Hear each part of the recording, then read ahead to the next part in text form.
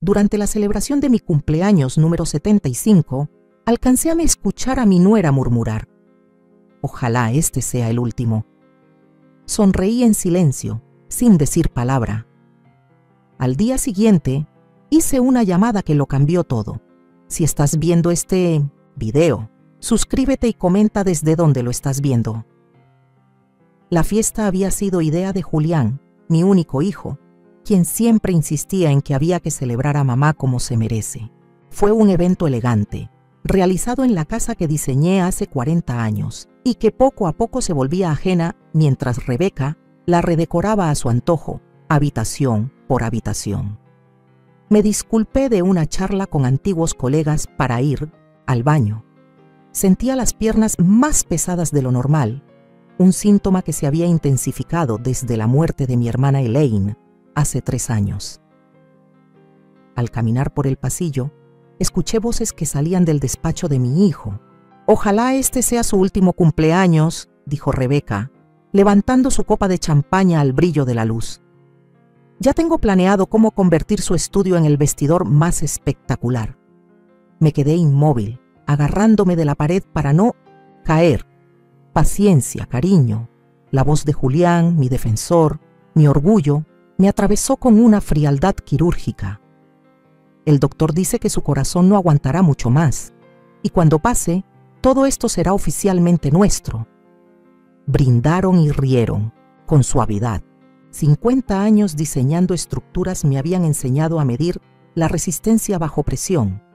Enderecé la espalda, puse en mi rostro esa expresión amable que perfeccioné en salas de juntas dominadas por hombres y regresé con mis invitados. «Por la mejor madre que un hijo pudiera tener», brindó Julián más tarde. El mismo hijo que siempre batalló con vivir a la sombra de mi nombre, que dejaba entrever su resentimiento cada vez que una revista lo presentaba como el hijo de Carmen Valverde y no como alguien con luz propia.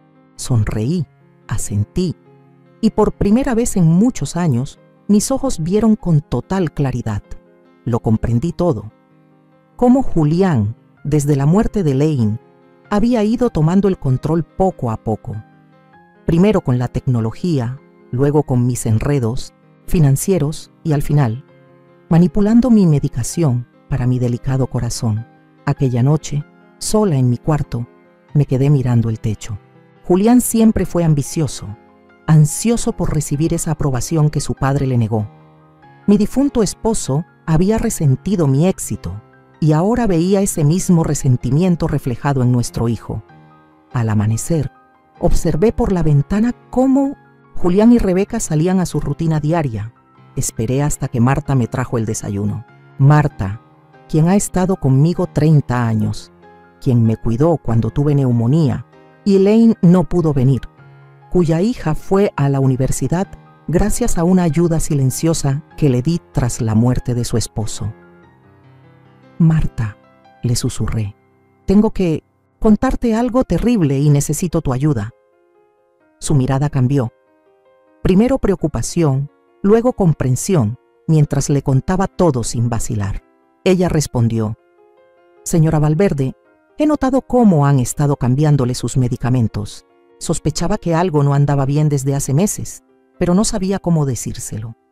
Lo que necesite, estoy con usted». Una hora después, ya sola en mi estudio, marqué un número que no usaba desde hacía casi 10 años. Víctor Morales. Su voz seguía siendo profunda y firme a pesar del tiempo. «Víctor». Mi voz se quebró. «Soy Carmen». El silencio se extendió entre nosotros. Décadas de sentimientos no dichos. Un amor que abandoné cuando elegí a la familia por encima del corazón. «Necesito tu ayuda», dije al fin, «y creo que querrás escuchar lo que tengo que decir sobre el concepto del núcleo urbano». Casi podía oír cómo se enderezaba en su silla. Nuestra visión inconclusa, aquel complejo urbano sostenible y revolucionario que diseñamos juntos antes de tomar caminos distintos. «Estoy escuchando», respondió Víctor. «Por primera vez desde que encontré el cuerpo helado de mi hermana hace 3 años, sentí que algo se despertaba dentro de mí. No solo era rabia, era propósito. 15 de enero de 2023, la mañana después de la revelación que tuve en mi cumpleaños. Me senté en mi estudio, revisando mi vida con la misma precisión con la que antes calculaba la integridad estructural. ¿Cómo permití que esto pasara? Julián se metió en cada rincón de mi existencia mientras yo lloraba a Elaine. 3 años atrás, cuando murió de un aneurisma de forma repentina, él apareció para ayudarme cuando yo estaba emocionalmente devastada. Para agosto de 2024, ya me había convencido de dejar al doctor Eduardo, mi médico de toda la vida, y cambiarme con el doctor Sergio, su amigo cardiólogo. Observé mis manos temblorosas. ¿Realmente estaban fallando o era el cóctel de medicamentos que Julián insistía que debía tomar, los mismos que él mismo me daba cada mañana y cada noche? Marta trajo té, cerrando la puerta con cuidado detrás de ella. He estado anotando los cambios en tus medicamentos, susurró mientras dejaba un cuaderno pequeño junto a mí. Las etiquetas no coinciden con lo que realmente ponen en los frascos. Empecé a llevar registro hace 8 meses, cuando tus síntomas empeoraban con cada ajuste en las recetas. Gracias, dije conmovida de verdad. Has estado arriesgando tu trabajo. Señora Valverde, cuando mi esposo falleció y Alicia necesitaba dinero para la universidad, usted no ofreció un préstamo. Usted creó una beca que nos permitió mantener la dignidad. Hay lealtades que no se compran. Me han estado pagando extra para que informe sobre tus comportamientos confusos, pero les he dicho justo lo que quieren oír. Usando el teléfono imposible de rastrear que Marta consiguió, llamé al doctor Eduardo. Carmen Valverde exclamó, ha pasado demasiado tiempo. Julián nos dijo que preferías centralizar tu atención médica con su especialista.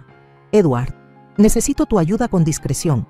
Creo que me están envenenando. Acordamos vernos en la consulta privada de un colega suyo en San Ángel. Esa tarde, mientras Julián creía que estaba durmiendo la siesta, Marta me llevó a la cita. El doctor Eduardo me examinó a fondo. Tu corazón está tan fuerte como siempre.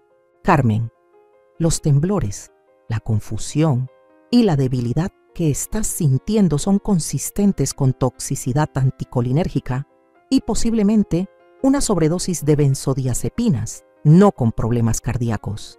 Asentí. Era la confirmación final de lo que ya sabía. Tendré que reportarlo, dijo con gravedad. Aún no, supliqué. Si los enfrentan antes de que tenga protección legal, acelerarán su plan o dirán que estoy delirando. Necesito tiempo. Aceptó de mala gana darme 3 semanas para asegurar respaldo legal. ¿Cómo vas a evitar tomar las pastillas?, preguntó Marta durante el regreso. Él te mira cuando las tomas. Mi esposo fue actor, respondí. Me enseñó algunos trucos durante nuestro matrimonio. Puedo crear un espacio bajo la lengua, pero tendré que mantener los síntomas para que no sospeche. De regreso en casa, retomé mi papel como la madre cada vez más frágil.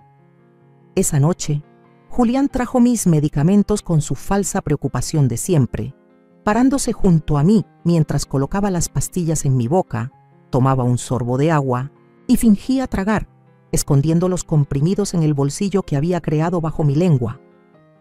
«Te ves mejor esta noche», comentó, observando mi rostro. Permití que mi mano temblara al alcanzar el vaso de agua derramando unas gotas. Un momento de claridad, supongo. Vienen y se van. Él asintió, conforme, y me dejó descansar. Al caer la noche, saqué las pastillas de mi boca y las observé bajo la lámpara del escritorio. Mañana empezaría a reunir las pruebas que demostrarían que mi hijo intentaba matarme. 15 de febrero de 2023, un mes después de aquella revelación de cumpleaños. Había establecido una rutina cuidadosa. Fingir que tomaba los medicamentos mientras los guardaba como evidencia. El doctor Eduardo me ayudó a conseguir recetas legítimas a través de Marta, lo que me permitió comenzar la recuperación sin levantar sospechas ante Julián y Rebeca. El detective que contrató Víctor, Miguel Duarte, era un exagente de policía de Boston, especializado en delitos financieros contra personas mayores. Nos veíamos durante mis sesiones programadas de fisioterapia. Marta me llevaba al edificio médico. Luego, salíamos por una entrada de servicio, donde Miguel nos recogía en un auto sin distintivos. Han sido meticulosos, explicó Miguel en nuestra tercera reunión, mostrándome estados de cuenta. Julián ha estado transfiriendo fondos a cuentas en el extranjero. Al principio montos pequeños, luego más grandes conforme tu salud se deterioraba. ¿Cuánto?, pregunté. Un poco más de 2 millones hasta ahora. Asentí, sintiéndome extrañamente distante. ¿Y el doctor? El doctor Sergio tiene un patrón. 3 pacientes adinerados en los últimos 5 años, todos con problemas cardíacos, todos dejando herencias considerables a familiares que eran sus pacientes primero. Mata por referencias, murmuré, no de forma directa. Receta combinaciones de medicamentos que deterioran al paciente con el tiempo. Todos los certificados de defunción dicen causas naturales, muy limpio. Estudié los documentos con ojos de arquitecta buscando patrones. Muéstrame todo sobre Rebeca. Miguel vaciló. Señora Valverde, esto podría ser difícil de escuchar. Descubrí que mi hijo intenta matarme por dinero. Dudo que haya algo más difícil que eso. Me pasó otra carpeta. Dentro había fotos de Rebeca con un hombre que no reconocí. Claramente íntimos. Más preocupantes eran los documentos que revisaban. Planos de mi casa, tasaciones de la propiedad. Esteban Salinas, corredor de bienes raíces especializado en propiedades de lujo, explicó Miguel. Antes de entrar al círculo de tu hijo, Rebeca fue investigada por abuso financiero contra un anciano en Boston hace 5 años. El caso fue archivado cuando la víctima murió antes de que se presentaran cargos. Las piezas se unieron en mi mente, así que mi hijo se casó con una depredadora profesional. Parece que sí. No solo están planeando tu muerte, ya están gastando la herencia. Esa noche empecé a dibujar. No edificios, sino otro tipo de estructura. Una trampa. Todo buen diseño arquitectónico comienza con comprender los cimientos con los que se trabaja. Los míos estaban agrietados, pero no destruidos. Los síntomas físicos del envenenamiento prolongado por medicamentos tardarían meses en revertirse. Mis manos aún temblaban un poco cuando me agotaba de verdad. A veces, una niebla mental caía sin previo aviso, una experiencia aterradora que el doctor Eduardo me aseguró que disminuiría con el tiempo, aunque quizá nunca desaparecería por completo. Esas limitaciones se convirtieron en parte de mi diseño. No podía enfrentarme de forma directa mientras estuviera físicamente debilitada. Necesitaba crear un escenario en el que sus propias acciones los delataran. A la mañana siguiente, Julián entró en mi habitación con un vaso de agua y unas pastillas. Estuve pensando, dije, fingiendo cierta confusión en la voz. Tal vez deberíamos actualizar mi testamento pronto, solo para asegurarnos de que todo esté en orden. Algo se encendió en su mirada, un entusiasmo mal disfrazado de preocupación. Es una buena idea, mamá. Llamaré a Henderson mañana. Henderson, no mi abogado de confianza desde hace 40 años, sino su amigo del club de golf. Otra pieza, más en este rompecabezas. Cuando salió, me quité las pastillas de debajo de la lengua y las guardé con el resto en un libro de historia arquitectónica que había ahuecado. Pruebas. Mi recuperación sería lenta, mi justicia meticulosamente diseñada.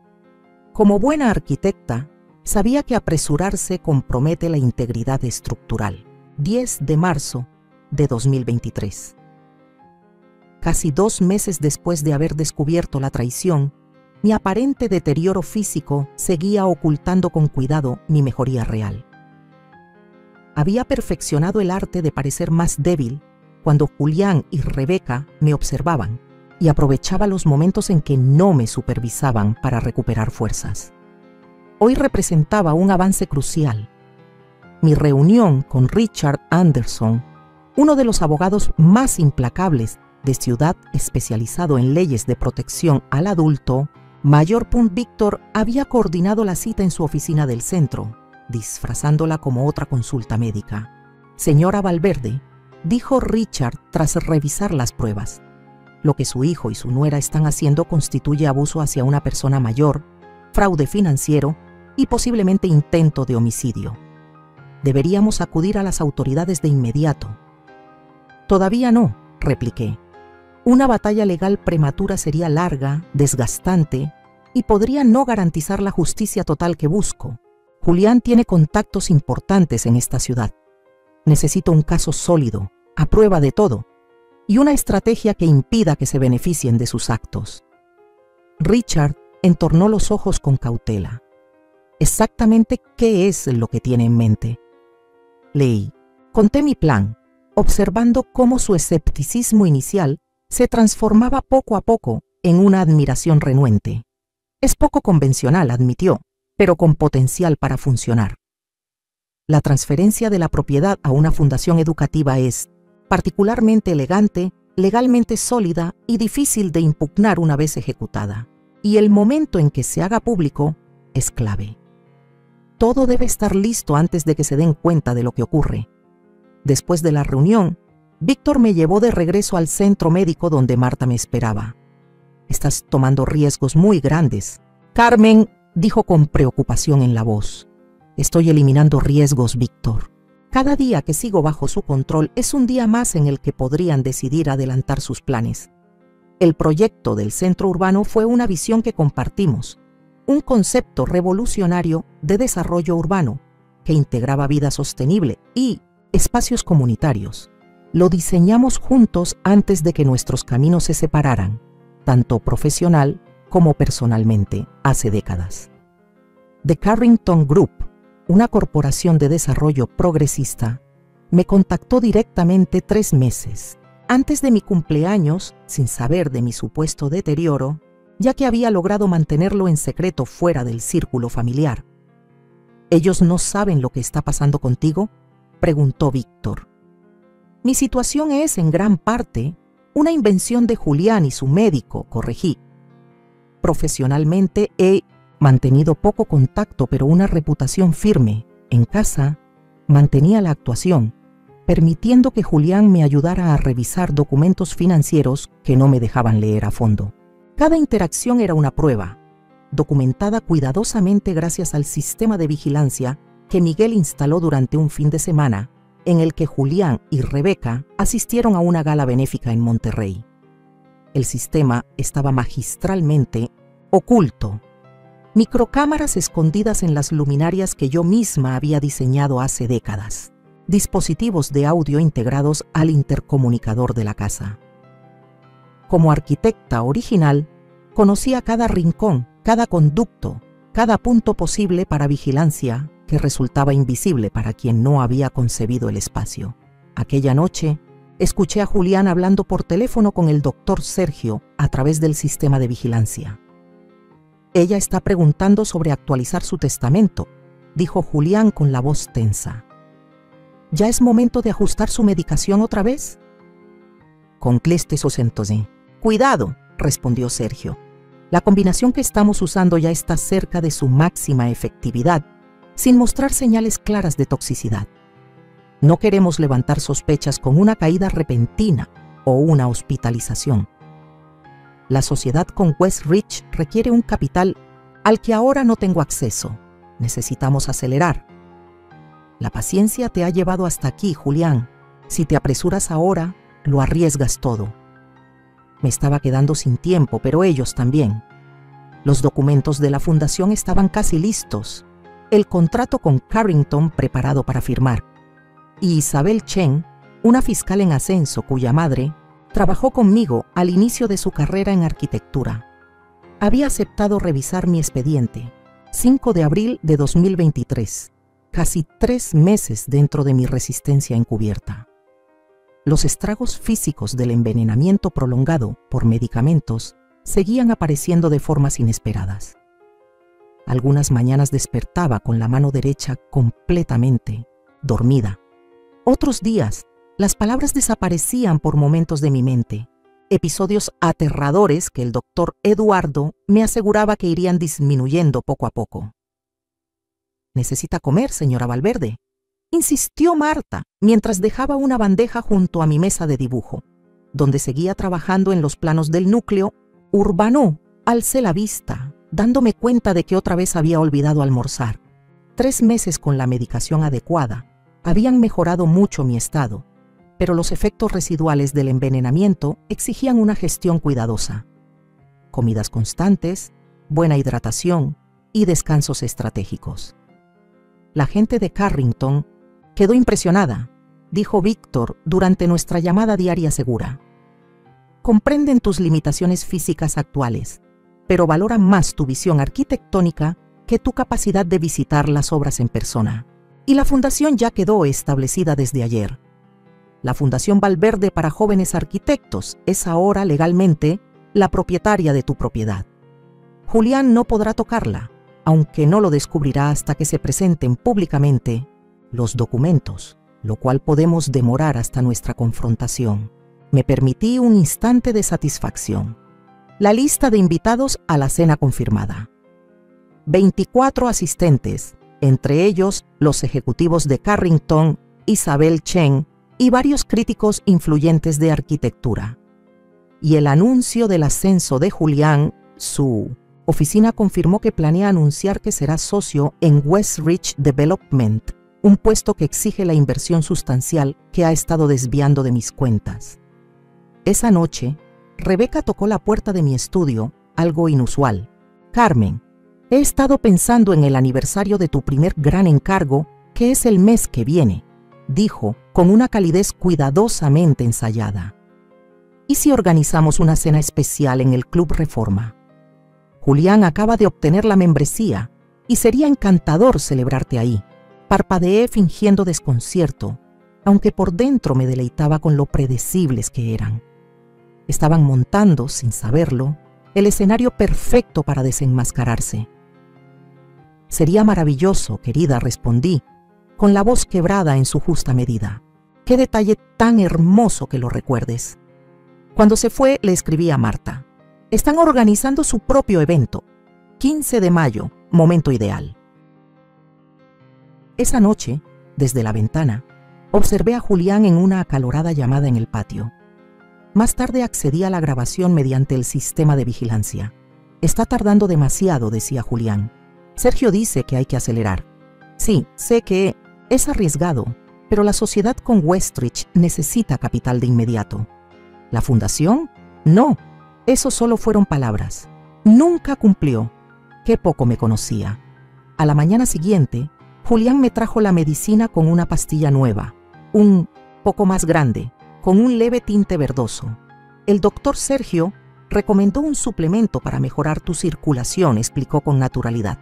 Asentí y fingí tragarla junto con las otras. Al quedarme sola, la guardé en una bolsa plástica y le escribí a Miguel. «Nuevo medicamento. Necesito análisis urgente». 2 días después, Miguel confirmó mis sospechas.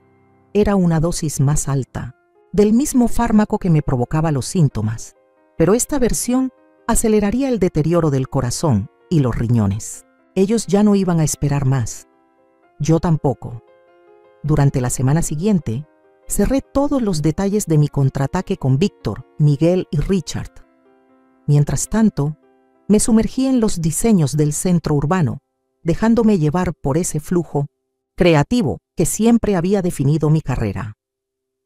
A pesar de los efectos persistentes del envenenamiento, mi visión arquitectónica seguía firme, quizá incluso fortalecida por una nueva sensibilidad para diseñar espacios que acogieran la vulnerabilidad, sin perder belleza ni funcionalidad.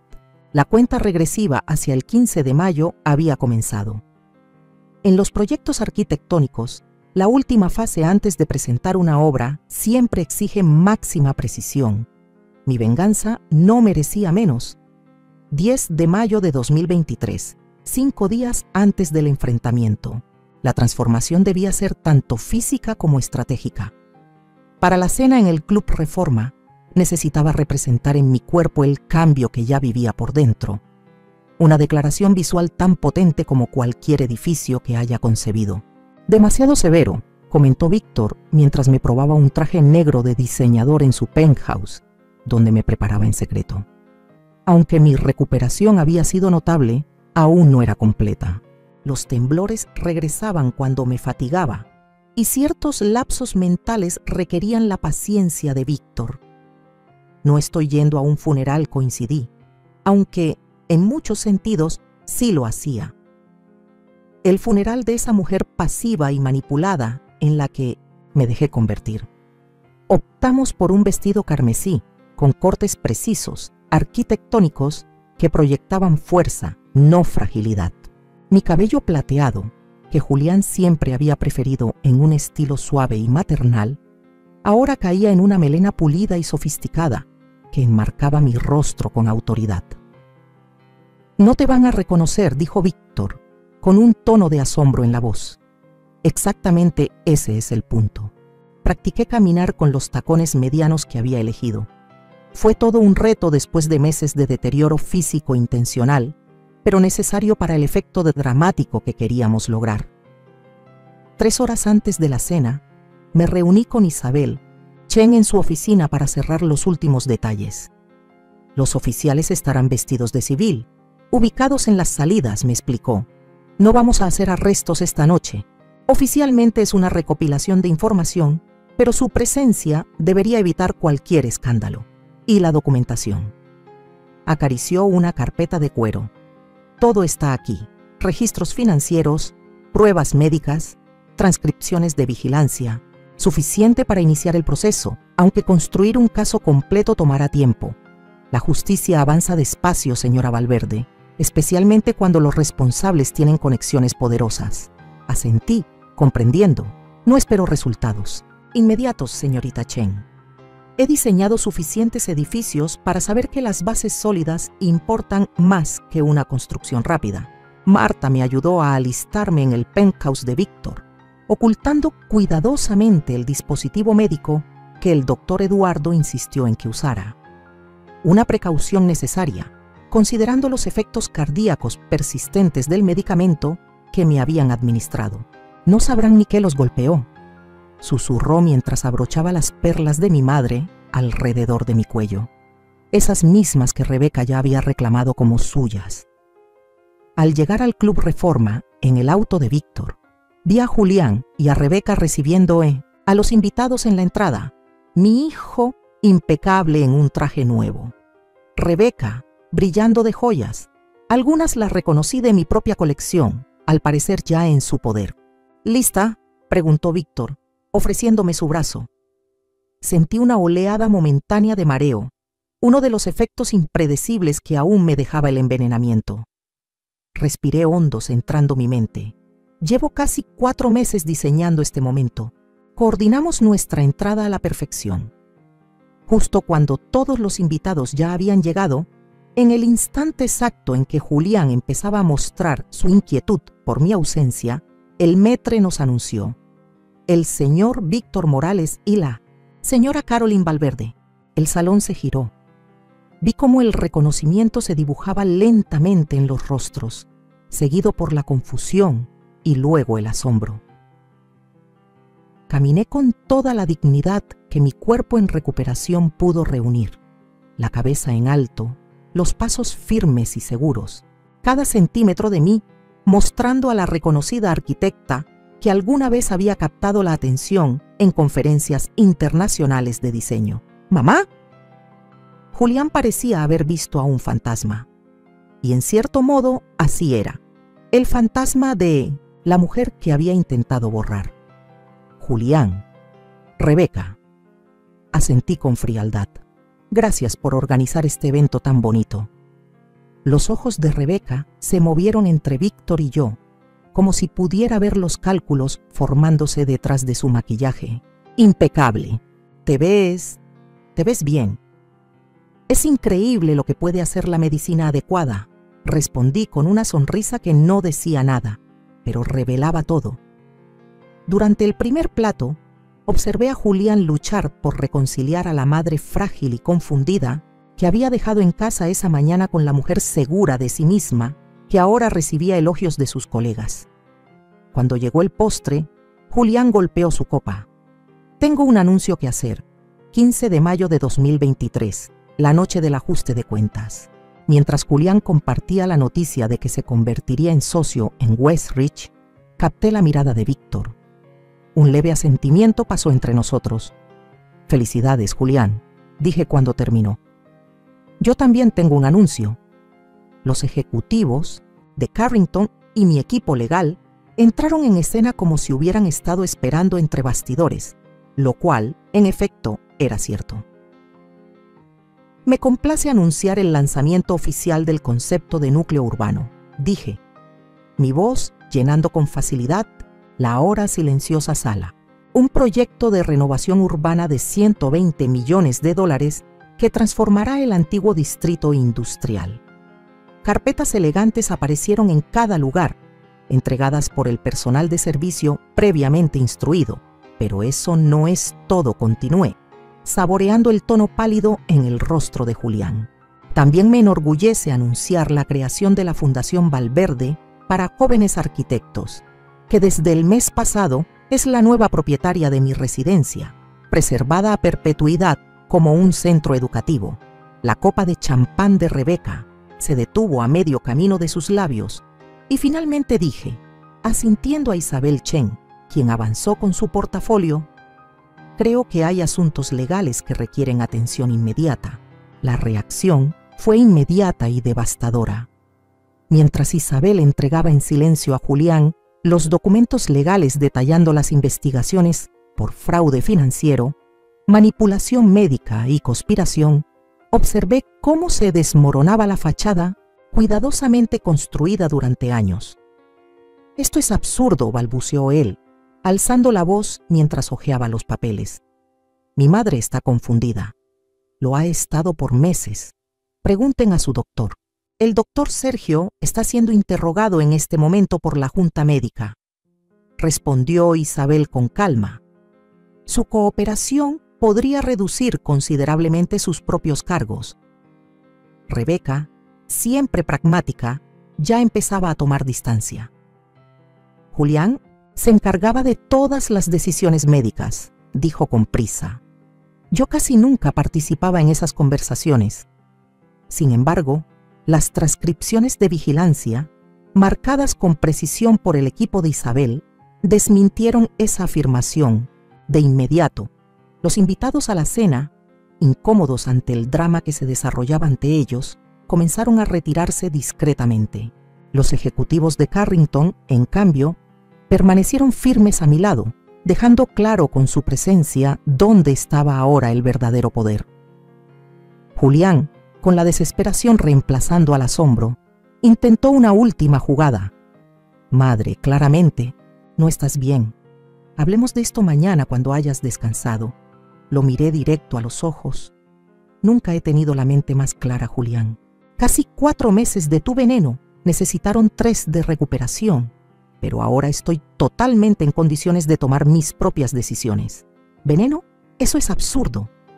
Pero sus ojos se movieron hacia la salida, donde ya había visto a los agentes, encubiertos.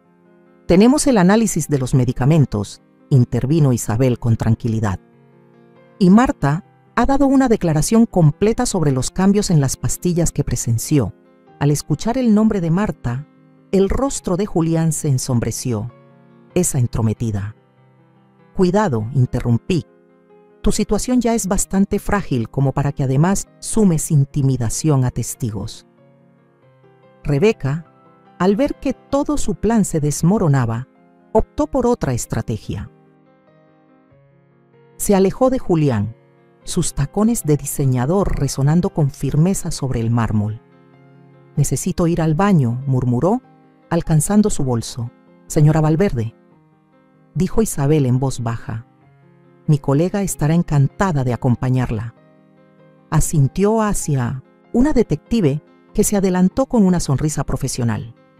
Todo estaba perfectamente orquestado, sin arrestos dramáticos, sin esposas a la vista, solo la presión callada y constante de las consecuencias que empezaban a hacerse sentir. A medida que la sala se vaciaba, Julián se quedaba cada vez más solo.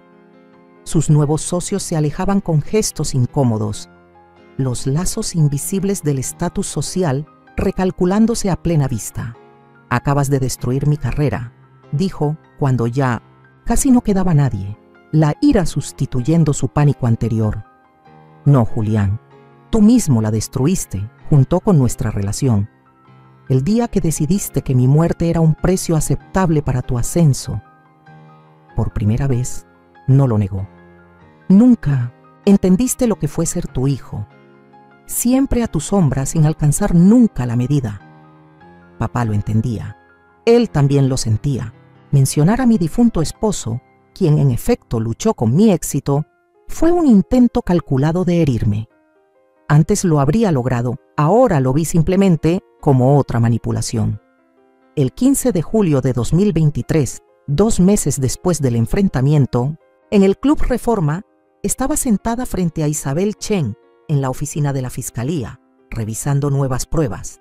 El caso contra Julián, Rebeca y el doctor Sergio se había fortalecido considerablemente gracias a los análisis financieros que revelaron toda la magnitud de su plan.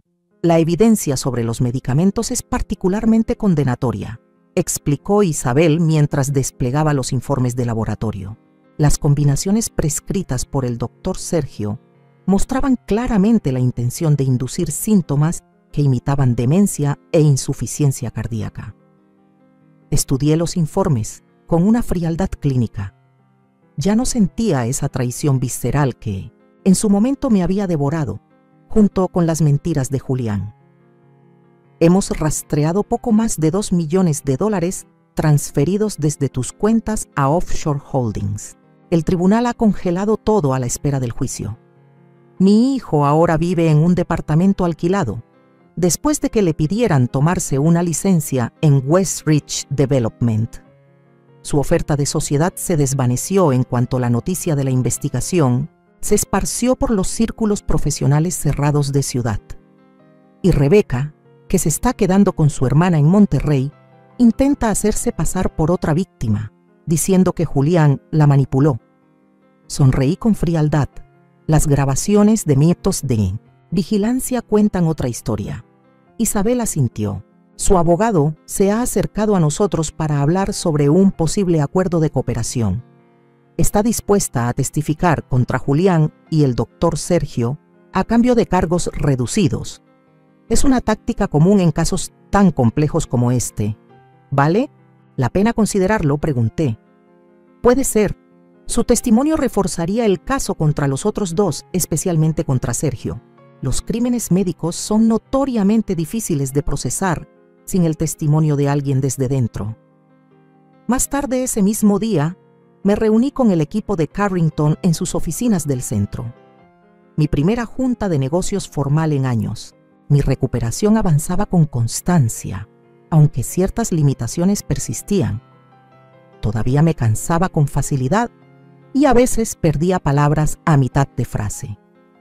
Una experiencia que humillaba, pero que Víctor manejaba con elegancia durante las reuniones. Los diseños preliminares ya han generado un interés considerable, explicó Héctor Carranza mientras revisábamos el cronograma del proyecto. Tu regreso a la práctica activa está siendo visto como un acontecimiento importante en los ciclomistículos de la arquitectura. Esa noche, al regresar al penthouse de Víctor donde me estaba quedando, encontré a un visitante inesperado esperándome en el vestíbulo. Julián tenía un aspecto terrible sin afeitar, los ojos inyectados en sangre, con ropa arrugada. El portero se notaba incómodo. Claramente había recibido instrucciones de no dejarlo subir. Señora Valverde, traté de explicarle que usted no recibe visitas sin cita previa. Está bien, Henry, dije con calma. Podemos hablar aquí. Julián se enderezó al verme acercar, tratando de recuperar la confianza de antes.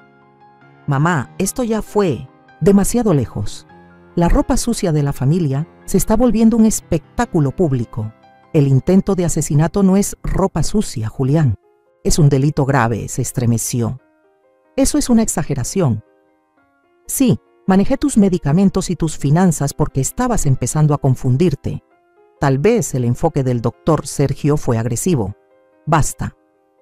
Mi voz cortó sus excusas como una viga de acero atravesando yeso. He visto los mensajes de texto entre tú y Sergio discutiendo las dosis para acelerar mi deterioro cognitivo. He escuchado las grabaciones de tú y Rebeca hablando sobre cómo hacer que mi muerte pareciera natural. Su rostro palideció. ¿Qué quieres?, preguntó al fin. ¿Dinero? El dinero ya no existe. Está congelado o gastado. La casa ya ni siquiera es tuya para devolver. No quiero nada de ti, respondí, viéndolo con claridad, tal vez por primera vez en décadas. Eso es lo que nunca entendiste. Te di todo con libertad. Amor, oportunidades, apoyo. Pudiste haberlo tenido todo legítimamente, solo con esperar, con ser el hijo que pensé que eras. Entonces, ¿por qué seguir con esta acusación? Por venganza. Eso está por debajo de ti. No es venganza, son consecuencias y protección, no solo para mí, sino para los demás. Sergio había tenido otros pacientes, otras víctimas. Esto tenía que terminar. Intentó un último acercamiento, bajando la voz con esa misma suavidad que usaba al darme los medicamentos. Mamá, por favor, seguimos siendo familia. Lo observé, a ese desconocido con el rostro de mi hijo, y sentí como una calma extraña reemplazaba el dolor que me había empujado durante meses. No, Julián, ya no somos familia. Somos demandante y acusado. Esa fue la relación que tú elegiste. 15 de octubre de 2023, 5 meses después del enfrentamiento. El otoño había transformado ciudad, tiñendo la ciudad de ámbar y carmesí. Mi propia transformación seguía su curso en paralelo, algunos días con más fuerza que otros.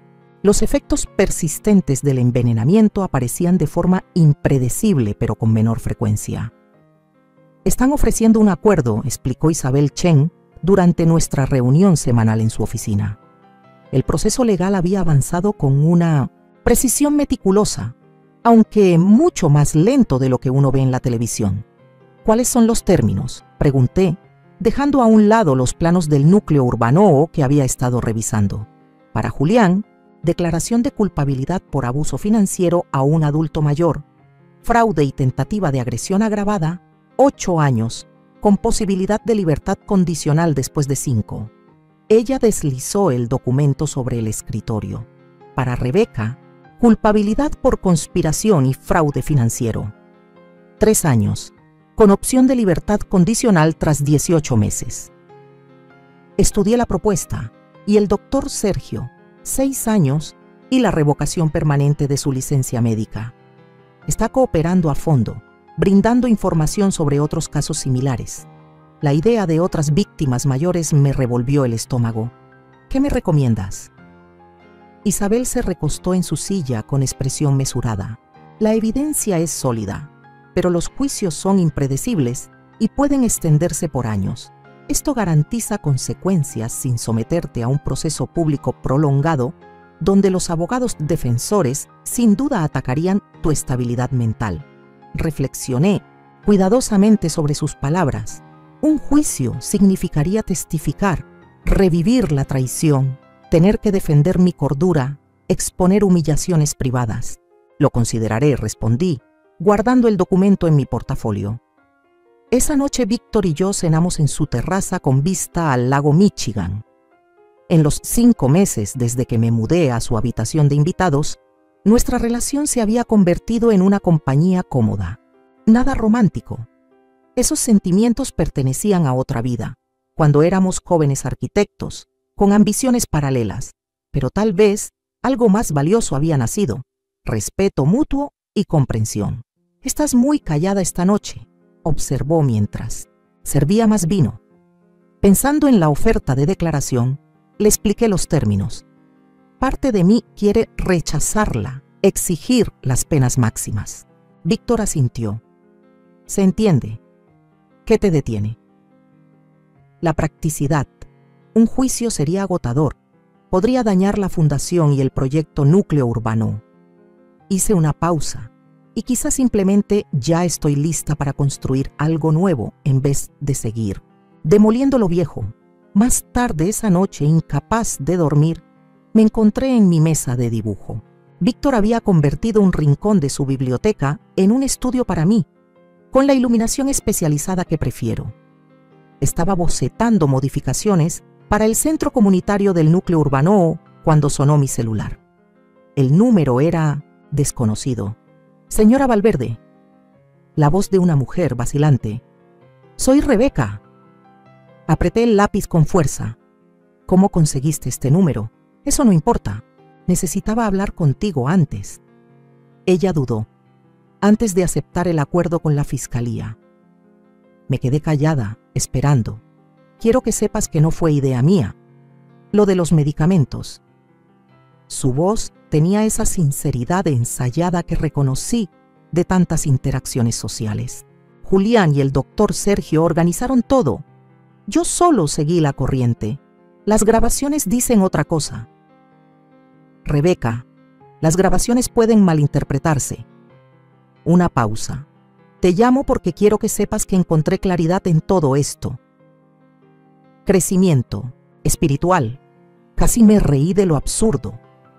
Encontraste a Jesús justo cuando te enfrentabas a una condena. Qué conveniente. Estoy intentando redimirme. Su compostura se resquebrajó un poco. Julián me manipuló igual que a ti. Yo era joven cuando lo conocí. Fácil de impresionar.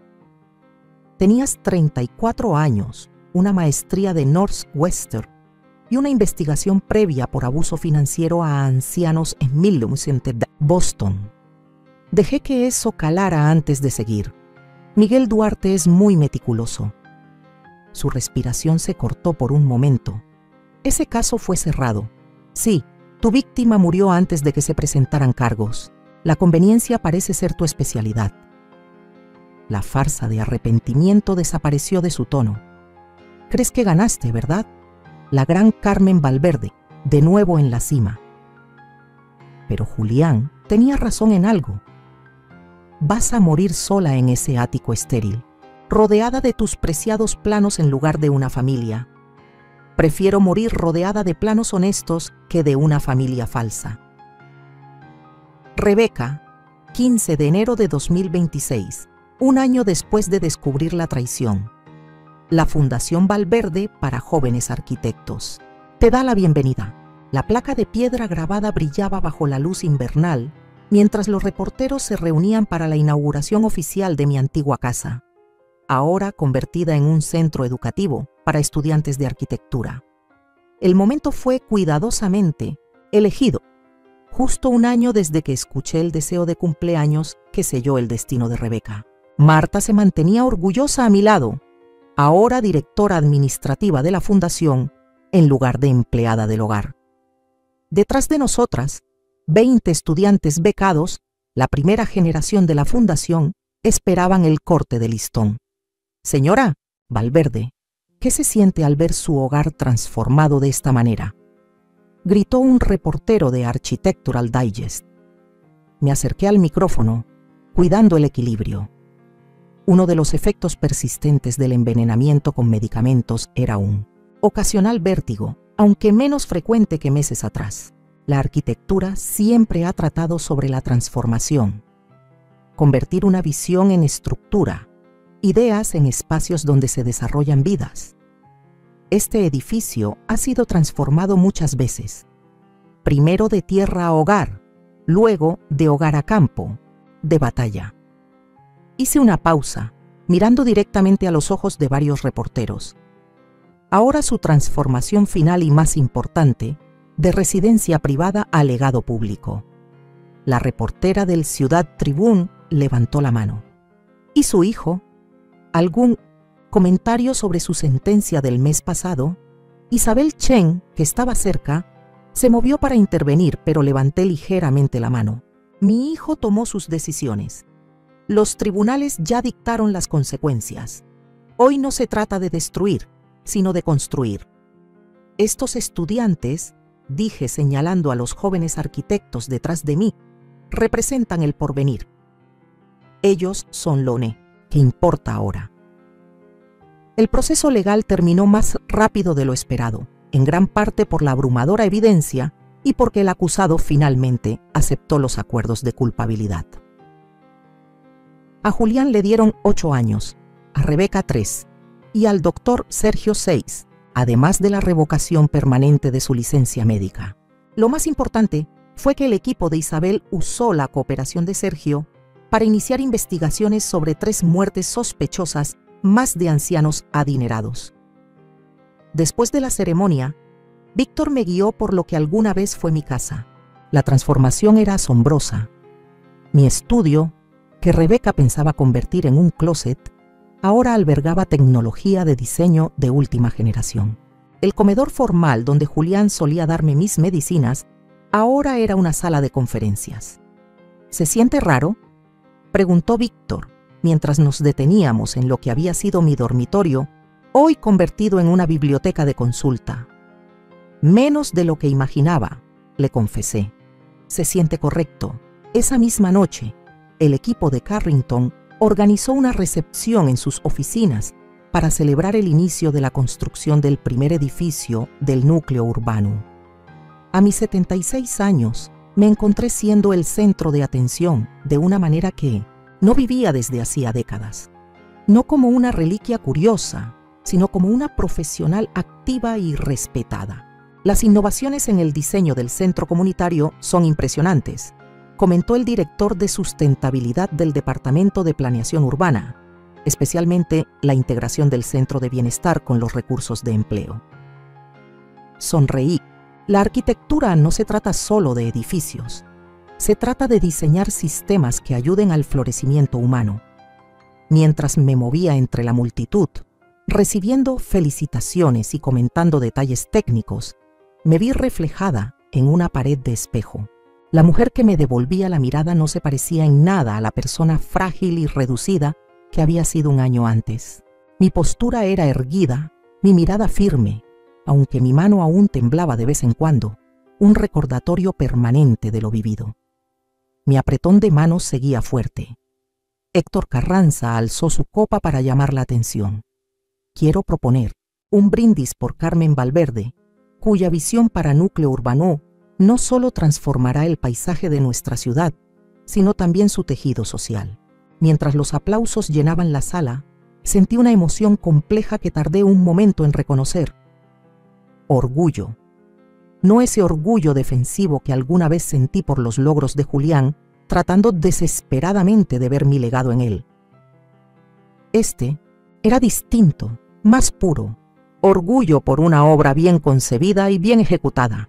Después de la recepción, Isabel Chen se acercó con noticias sobre los otros casos derivados de la cooperación del doctor Sergio. Estamos avanzando. 2 familias finalmente encontraron algo de paz al saber lo que realmente pasó con sus seres queridos, y la tercera aún bajo investigación, pero con buen pronóstico. Ella sonrió. Tu caso se convirtió en una guía sobre cómo abordar este tipo de situaciones. Has ayudado a más personas de lo que imaginas. 15 de mayo de 2026 tú, año después del enfrentamiento en el Club Reforma, estaba en el área de visitas de una prisión federal de mínima seguridad, esperando. El lugar intentaba parecer normal. Paredes beige sin vida, sillas de plástico incómodas, máquinas expendedoras zumbando en la esquina. Pero nada podía ocultar su propósito real. Un espacio controlado para el encuentro entre los libres y los que ya no lo son. ¿Estás segura de esto?, preguntó Víctor esa mañana mientras me preparaba para la visita. Se ofreció a acompañarme, pero era algo que necesitaba hacer sola. Julián entró con un uniforme caqui que le colgaba del cuerpo. La cárcel lo había envejecido visiblemente. Su cabello estaba más canoso, su postura ya no imponía. La arrogancia que siempre lo había definido se había convertido en una cautela agotada. Madre, dijo al sentarse frente a mí, esto no me lo esperaba. ¿De verdad? Le avisé a tu abogado que vendría. Asintió. Sí, pero no pensé que realmente. Hizo un gesto impreciso. ¿Por qué estás aquí? Una pregunta justa. Durante el último año reconstruí mi vida paso a paso, mientras la suya se desmoronaba. La Fundación Valverde prosperaba, el proyecto Núcleo. Urbanoo ya había comenzado la construcción de su segundo edificio, y mi nueva casa frente al lago, una estructura moderna de vidrio y acero diseñada específicamente para mí, estaba casi terminada. «Quería verte», dije sin rodeos. Antes de avanzar por completo, sus ojos se entrecerraron ligeramente. ¿Avanzar? La próxima semana me voy a una gira arquitectónica de 3 meses, Singapur, Tokio, Barcelona, para revisar proyectos innovadores de desarrollo urbano para la siguiente fase de Núcleo Urbanoo. A mi edad, viajar al extranjero es una empresa seria, especialmente con los problemas de salud que quedaron tras tu intervención, y querías despedirte por si pasa algo durante el viaje. Su voz tenía un dejo de aquella vieja forma de calcular. ¿Vas a actualizar tu testamento antes de irte? No pude evitar sonreír ante su persistencia. Julián, ya no queda nada para ti en mi testamento. La fundación es dueña de la casa. Mis activos profesionales están en un fideicomiso para educación en arquitectura y mi fortuna personal. Lo que no lograste transferir a paraísos fiscales está destinado a becas y a investigación médica. Entonces, ¿por qué venir? Su rostro mostró una confusión genuina. Lo observé detenidamente. A este hombre que había sido mi único hijo, mi herencia esperada, y sentí una emoción que no esperaba, lástima. Vine porque quería entender no solo lo que hiciste, sino por qué. ¿Qué lleva a una persona a decidir que la vida de sus padres vale menos que su prisa por heredar? Desvió la mirada. No lo entenderías. Inténtalo. He pasado 1 año reconstruyendo mi vida. Julián, ese proceso requiere entender qué salió mal desde el principio. Comenzó con algo pequeño, dijo por fin. Después de que papá murió, eras tan capaz al dirigir la firma, ganando premios, sin necesitar nada de nadie. Luego, cuando murió la tía Elaine, por fin parecías vulnerable, humana. Así que aprovechaste esa vulnerabilidad. Se estremeció. Al principio te ayudé de corazón, pero después vi qué tan fácil aceptabas mis consejos sobre tecnología, finanzas. Sentí que por fin tenía poder en nuestra relación. Y Rebeca vio una oportunidad. Siempre ha sido práctica. El nuevo medicamento, el que introdujiste justo antes de la confrontación, dije al fin, ese era el final, ¿verdad? No lo negó. Sergio dijo que tu corazón no aguantaría 3 meses con ese tratamiento. Asentí, absorbiendo esa confirmación de lo que ya sabía. Literalmente me habrías visto morir día a día. Habría sido el hijo devoto cuidando de su madre enferma, corrigió. La narrativa era importante. Sí, supongo que lo era. 15 de enero de 2025. Justo 2 años después de escuchar el deseo fatal de cumpleaños de Rebeca, organicé una reunión en la terraza de mi nueva casa junto al lago.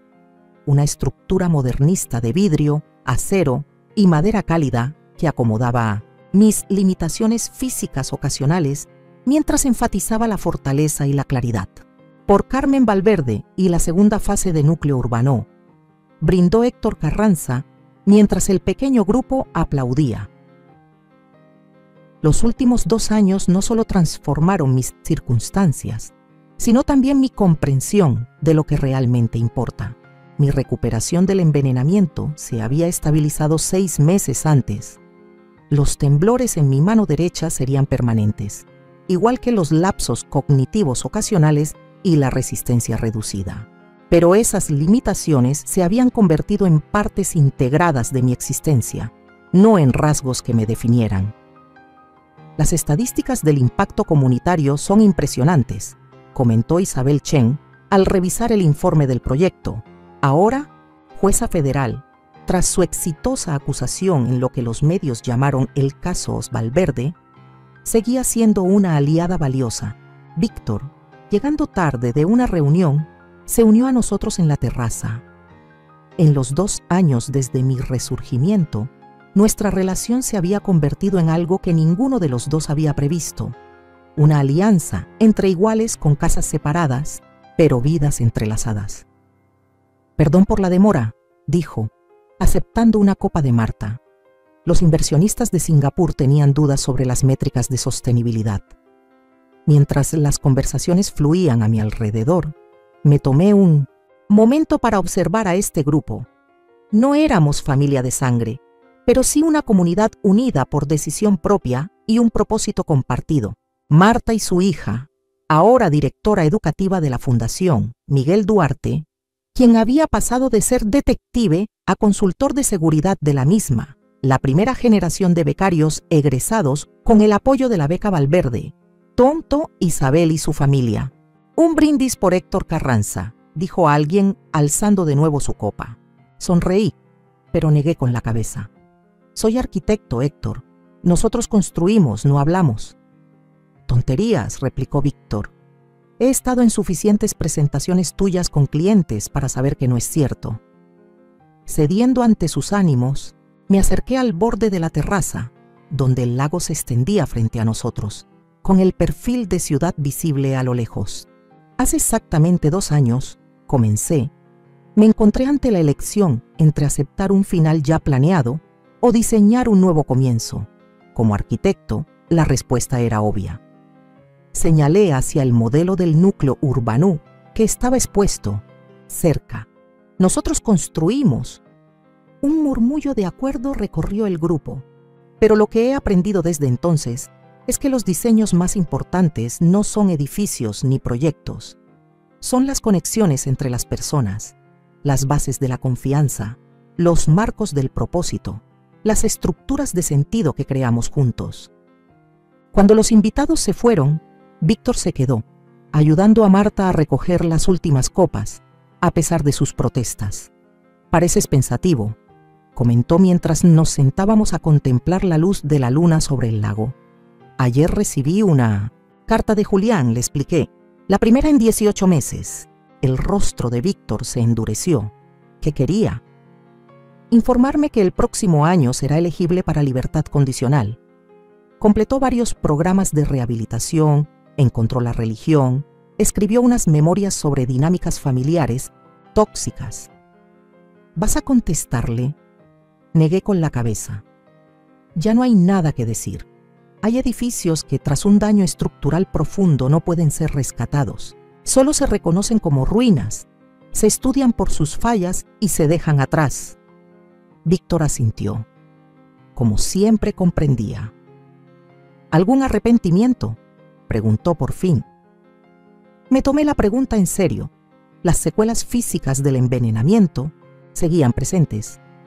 Los temblores, ciertos vacíos de memoria, una resistencia disminuida que requería gestión cuidadosa. Pero esas limitaciones también me habían obligado a innovar en el diseño de mi hogar y en mis métodos de trabajo. Solo que no hice esa llamada a tiempo. Respondí con honestidad. Perdí años por miedo y por inercia, mucho antes de que Julián me diera esas pastillas.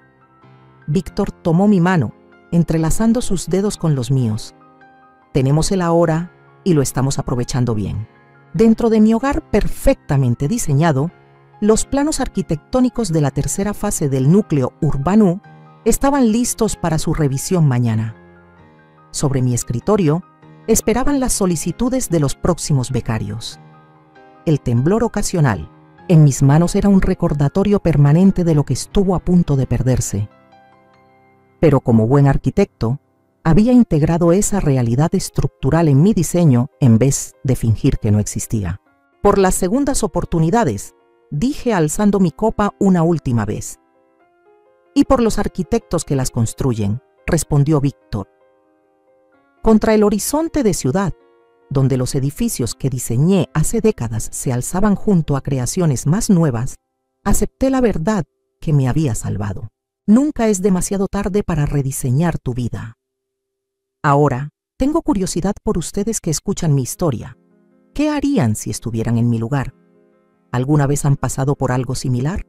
Comenten abajo, y mientras tanto, les dejo en la pantalla final otras 2 historias que son favoritas del canal y que definitivamente los sorprenderán.